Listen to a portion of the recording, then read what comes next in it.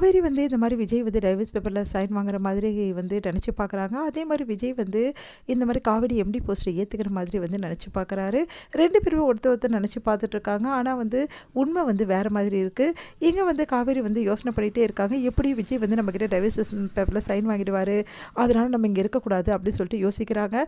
இங்கே வந்து விஜய் என்ன பண்ணுறாரு, முதல்ல காவேரி எடுத்தது எம்டி போஸ்ட்டை உட்கார வைக்கணும்னு சொல்லிட்டு காவேரி கூட்டின்னு வரதுக்காக போகிறாரு. அந்த டைமில் காவேரி என்ன பண்ணுறாங்க, நேராக வந்து நம்ம வண்டி எடுத்துகிட்டு போயிடலாமா அப்படி சொல்லிட்டு யோசிச்சுட்டு வண்டியை திருப்பலான்னு பார்க்குறாங்க. சீட் பெல்ட் போடாமல் திருப்புறதால அப்படியே போய் வண்டி என்ன பண்ணுறாங்க, பதட்டத்தில் விட்டுடுறாங்க. அப்படியே போய் வண்டி போய் இடிச்சுக்கிறது. உடனே ஓடி வந்து விஜய் என்ன பண்ணுறாரு, என்னாச்சு காவேரி அப்படின்னு சொல்லிட்டு ஓடி வராரு. பார்த்தா வந்து காவேரிக்கு ஒரு சின்ன ஆக்சிடென்ட் ஆகிடுது.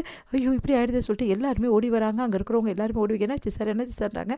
இல்லை திடீர்னு வந்து வண்டியை திருப்பலான்னு நினச்சேன், எங்கே போகிறதுக்காக பண்ணலான்னு நினச்சேன் நீ, இல்லை சும்மா தான் அப்படின்ற மாதிரிலாம் சொல்லி சமாளிக்கிறாங்க.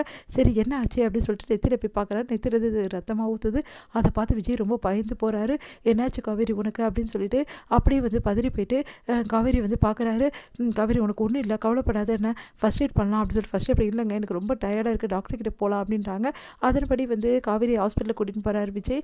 உடனே கூட்டின்னு போகிறாரு. கூட்டின்னு போயிட்டு ஹாஸ்பிட்டலில் வந்து கட்டு போட்டு ஒன்றும் இல்லைங்க லைட்டாக தான் அடிபட்டிருக்கு, அவங்களுக்கு 2 நாள் சரியாயிடும்ன்றாங்க. விஜய் என் பக்கத்துலேயே இருப்பீங்களே, என்னை விட்டுட்டு போக மாட்டீங்களே அப்படின்றாங்க. அதெல்லாம் உன் பக்கத்தில் தான் இருப்பேன் காவேரி அப்படின்றாங்க. இல்லை ஆஃபீஸ்க்கு எதுவும் போகணும்னு சொன்னீங்கல்ல, அதெல்லாம் ஒன்றும் வேணாம், ஆஃபீஸ் வேலையில் அப்புறம் பார்த்துக்கலாம், முதல்ல நீ தான் முக்கியம் எனக்கு அப்படின்னு சொல்லிட்டு கூட்டின்னு போகிறாரு. இங்கே ரொம்ப சந்தோஷப்படுறாங்க காவேரி. அடுத்து காவேரி யோசிக்கிறாங்க, சாரி விஜய், நான் வந்து ரொம்ப பதட்டமாயிட்டேன், நான் கண்டிப்பாக அந்த டைவர்ஸ் பேப்பரில் மட்டும் நான் சைனே போட மாட்டேன் விஜய், ஏன்னா என்னால் போடவே முடியாது, நீங்கள் என்ன பண்ணாலும் சரி டைவர்ஸ் பேப்பரில் மட்டும் நான் சைன் போட மாட்டேன் அப்படின்னு சொல்லிட்டு யோசிக்கிறாங்க காவேரி. இங்கே வந்து விஜயை பார்த்துட்டு காவேரி வந்து வீட்டுக்கு போகலாமான்றாங்க. போகலாம் அப்படின்னு சொல்லிட்டு வீட்டுக்கு கூட்டின்னு போகிறாரு. எங்கே போய்ட்டு தாத்தா எல்லாருமே ரொம்ப பதறி போகிறாங்க. அடுத்து வந்து விஜய் வந்து காவேரியை பத்திரமா பார்த்துக்கணும் அப்படின்னு சொல்லிட்டு யோசிக்கிறாரு. தாத்தா வந்து இங்கே பாருப்பா, காவேரி பத்திரமா பக்கத்துலேருந்து பார்த்துக்கோ, ஏதாவது இருந்தாலும் அப்புறம் பார்த்துக்கலாம் அப்படின்னு சொல்லிட்டு சொல்லிடுறாரு. இங்கே வந்து விஜய் வந்து காவேரியை அந்த அளவு கவனிக்கிறதை பார்த்துட்டு காவேரி ரொம்ப சந்தோஷம் அடைகிறாங்க. அடுத்து வந்து விஜய் வந்து பார்த்து காவேரிக்கு எல்லாமே செய்கிறாரு. அந்த டைமில் கரெக்டாக விஜயோட ஃபோன் வந்து வருது வக்கீல்கிட்டேருந்து. அப்புறம் பார்த்துக்கலாங்க, எதுவாக இருந்தாலும் இப்போ எதுவுமே டிஸ்டர்ப் பண்ணாதீங்க, மேடம் கொஞ்சம் உடம்பு சரியில்லை, அப்புறம் வந்து எல்லாத்தையும் பார்த்துப்பாங்க அப்படின்னு சொல்லிடுறாரு.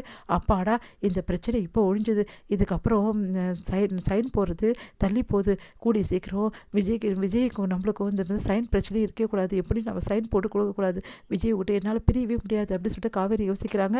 இங்கே வந்து என்ன பண்ணுறாங்க, வெளியே வராரு விஜய். என்னாச்சுப்பா காவேரிக்கு எப்படி அடிப்படைச்சு தாத்தா கேட்குறாரு. எல்லா விஷயம் தாத்தா கிட்டே விஜய் வந்து சொல்கிறாரு.